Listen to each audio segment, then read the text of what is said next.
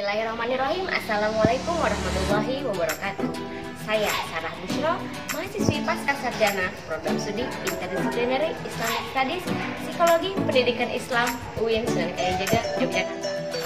Nah, pada pembahasan kali ini saya akan mengupas tentang salah satu disertasi yang membahas mengenai pola pendidikan keagamaan di salah satu sekolah menengah di Indonesia. Penasaran kan bagaimana pembahasannya? Makanya ikuti saya terus dalam video ini, oke? Disertasi ini berjudul Pola Pengembangan Pendidikan Spiritual Keagamaan SMP Negeri 13 Bandar Lampung, yang ditulis oleh Ibu Rumadani Sagala pada program doktoral Universitas Negeri Islam Sunan Kalijaga, Yogyakarta tahun 2014. Sebelumnya saya akan memperkenalkan kepada teman-teman sekalian mengenai kurikulum vitae sang peneliti atau penulis. Nama Dr. Rumadani Sagala MAG. Beliau seorang dosen tetap di IAIN Raden Intan Lampung, Fakultas Tarbiyah, Program Studi Pendidikan Bahasa Arab. Riwayat pendidikan, beliau menempuh studi S1 pada Fakultas Tarbiyah di UIN Sunan Kalijaga, Yogyakarta, lalu melanjutkan pada studi strata 2 di jurusan Ilmu Dakwah IAIN Raden Intan Lampung. Lalu beliau meluluskan program doktoral pada Prodi Ilmu Pendidikan Islam di UIN Sunan Kalijaga. Selanjutnya saya akan memaparkan mengenai latar belakang penelitian. Mengapa Ibu Rumadani mengambil tema pola pendidikan spiritual dan keagamaan ini. Kehidupan modern dirasa tidak memberikan kebahagiaan hakiki, dan konsepnya cenderung menjauhkan nilai-nilai spiritual sebagai konsep kebahagiaan. Ditambah lagi dengan dunia pendidikan yang condong berpusat pada pengembangan kecerdasan akal atau kognitif, lalu mengabaikan kecerdasan spiritual. Seperti itu.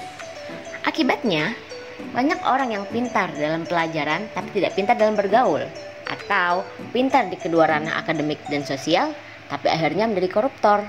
Mengapa?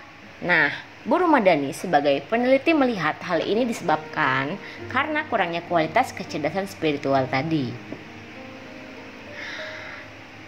Apabila ditinjau kembali, fenomena yang banyak terjadi di sekolahan adalah sekolahan tersebut mengajarkan pelajaran agama yang hanya sebatas teori dan ilmu yang bersifat pengetahuan tanpa dilengkapi dengan cara penerapan, sehingga tidak menimbulkan kesadaran.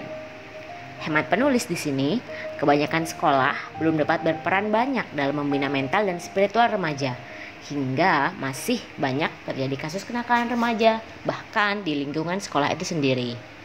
Menurut penulis, pendidikan spiritual berurusan dengan bagaimana mengajarkan nilai pada siswa lebih dari sekedar mencapai hasil belajar, tapi mampu memberikan makna pada hidup dan kehidupan yang sejati. Dalam ranah pendidikan terdapat kecerdasan kognitif, afektif, dan psikomotorik. Maka menurut Bu Rumadani sendiri, kecerdasan spiritual termasuk kecerdasan afektif karena menumbuhkan kebahagiaan dalam hidup. Lalu, apa alasan Bu Rumadani memilih SMP Negeri 13 Bandar Lampung sebagai objek penelitian? Yang pertama, beliau melihat bahwa sekolah tersebut merupakan salah satu sekolah negeri terbaik di Bandar Lampung. Yang kedua, sekolah tersebut mempunyai kegiatan pelatihan spiritual keagamaan yang berbeda dari sekolah-sekolah lain.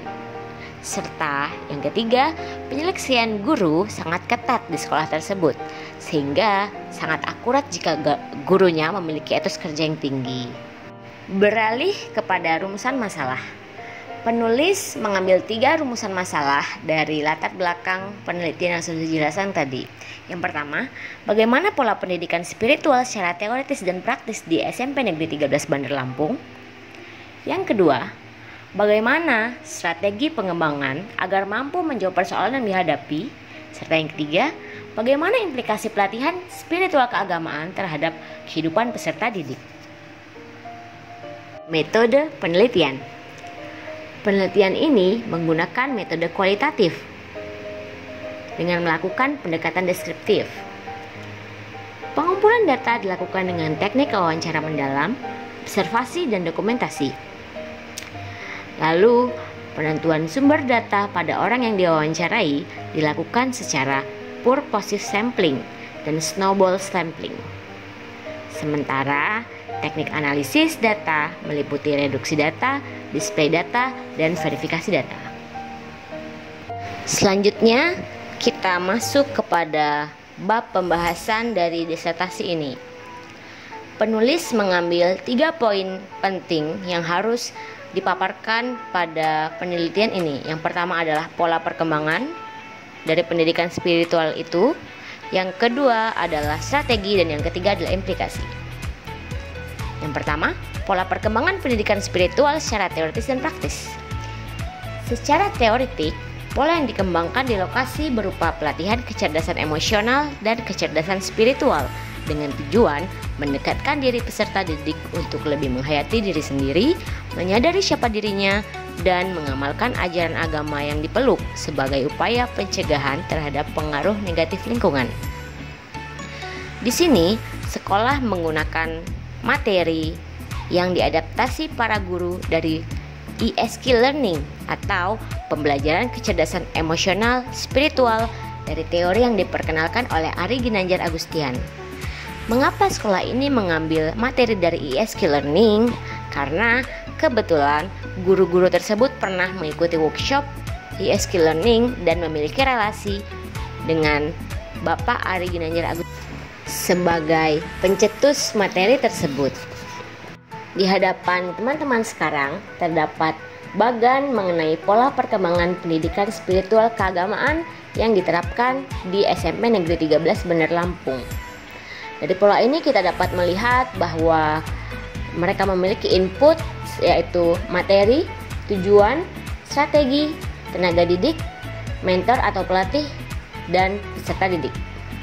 Kita dapat melihat bahwa Tuhan berada di atas dan pola ini menjunjung keimanan dan ketakwaan kepada Tuhan yang mana diaplikasikan pada pendidikan spiritual keagamaan dengan tujuan menyentuh kalbu para siswa, yang mana outputnya yaitu siswa lebih menghayati nilai-nilai spiritual seperti jujur, tanggung jawab, visioner, disiplin, kerjasama, adil, dan peduli.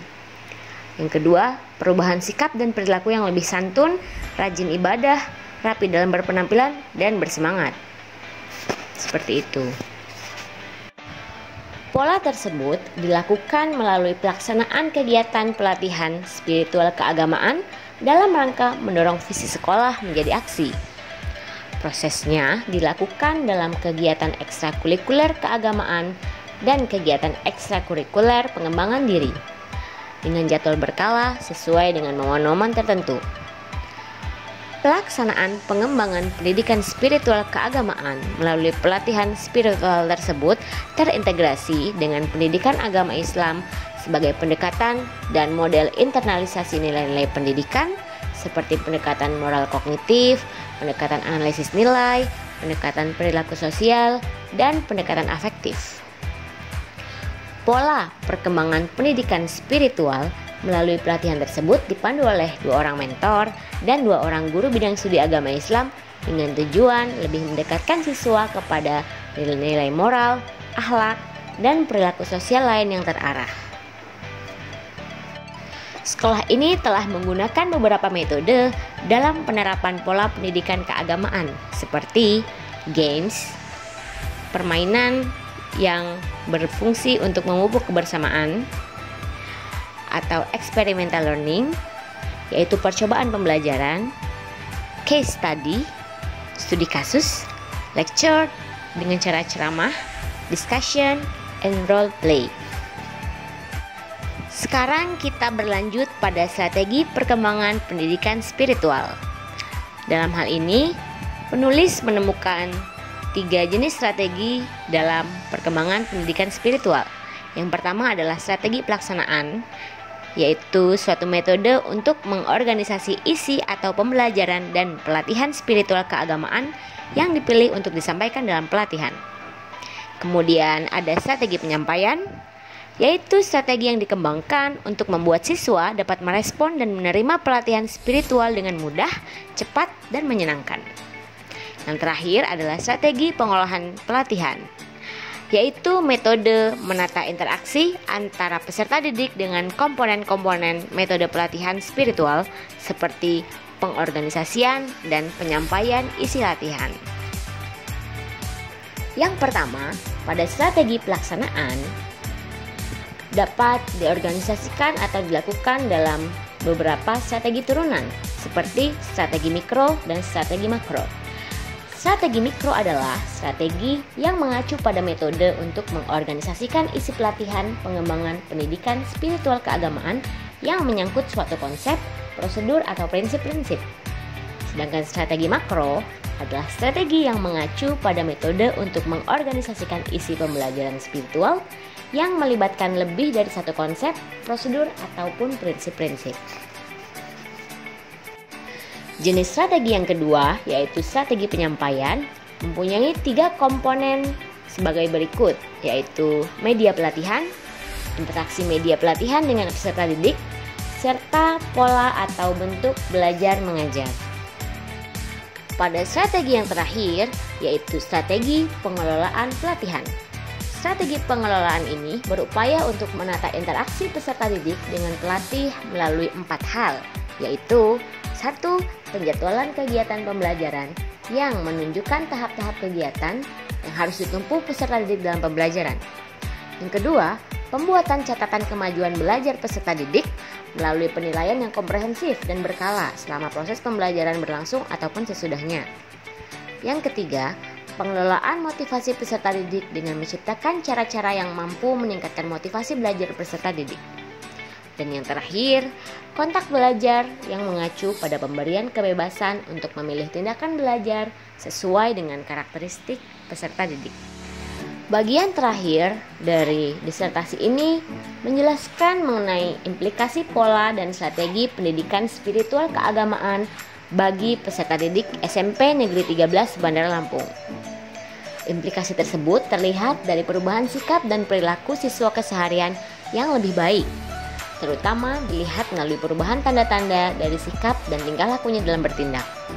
Pelaksanaan kegiatan pengembangan spiritual tersebut mampu membawa siswa menghayati nilai-nilai spiritual seperti kedamaian, kebahagiaan, ketentraman, kebaikan, kejujuran, dan tanggung jawab, serta mampu membuat siswa menjadi konsisten, memiliki komitmen, visi ke depan, bekerja sama, mengatasi masalah minimal jangka pendek, terutama ketika pelatihan itu sedang berlangsung atau baru selesai beberapa hari, baik masalah moral seperti enggan belajar, apatis terhadap keadaan buruk yang menimpanya, pacaran, berbohong, mencuri, dan perkelahian antar pelajar maupun masalah-masalah mental lainnya. Sekian pemaparan mengenai kesimpulan dari disertasi yang membahas mengenai pola pendidikan spiritual dan keagamaan dari SMP Negeri 13 Bandar Lampung. Apabila teman-teman memiliki pertanyaan, boleh teman-teman paparkan di kolom komentar di bawah ini. Bagaimana pendapat teman-teman setelah mendengar penjelasan tadi? Oke, harapan saya sekolah-sekolah di Indonesia dapat mengembangkan pola pendidikan keagamaannya seperti sekolah tersebut atau bahkan lebih baik lagi. Oke, mungkin cukup sekian pemaparan materi dari saya kali ini.